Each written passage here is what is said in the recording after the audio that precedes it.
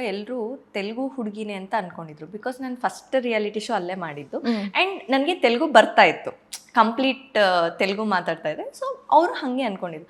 But ನಾನು ಅಲ್ಲಿ ಹೋದ್ರೂ ನಾನು ಹೇಳ್ತಾ ಇದ್ದೆ, ಇಲ್ಲ ನಾನು ಕನ್ನಡದ ಹುಡುಗಿ, ನೀವು ಹಾಗೆಲ್ಲ ಅಪಪ್ರಚಾರ ಮಾಡುವವರು, ನಾನು ಕನ್ನಡದ ಹುಡುಗಿ ಅಂತ ಹೇಳ್ತಾ ಇದ್ದೆ. ಸೊ ಹಾಗೆ ಅಂದರೆ ನಾವು ಎಲ್ಲೇ ಹೋದ್ರೂ ನಮ್ಮ ಬೇರೆ ನಾವು ಬಿಡಲ್ಲ.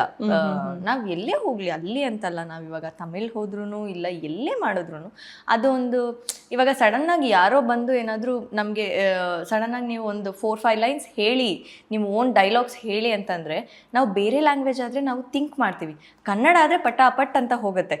ಸೊ ಹಾಗೆ ಆ ಒಂದು ಸಲಿಗೆ ಇರೋದು ನಮ್ಮ ಭಾಷೆಯಲ್ಲಿ ಮಾತ್ರ.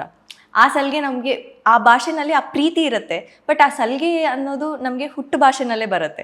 ಸೊ ನಾವು ಯಾವತ್ತೂ ಆ ಭಾಷೆನ ನಾವು ಮರ್ತಿಲ್ಲ. ಆ್ಯಂಡ್ ತುಂಬ ಜನ ನನ್ನ ಕಮೆಂಟ್ಸ್ ಕೂಡ ಹಾಕಿದ್ರು, ನೀವು ಲಕ್ಷ್ಮೀವರಮ್ಮ ಬಿಡ್ತಿದ್ದೀರಾ ಅಂತ. ಬಿಕಾಸ್ ಅವಾಗ ಒಂದು ಟ್ರ್ಯಾಕ್ ಬಂದಿತ್ತು ವೇರ್ ನಾನು ಸತ್ತೋಗೋ ಥರ ತೋರಿಸಿದ್ರು.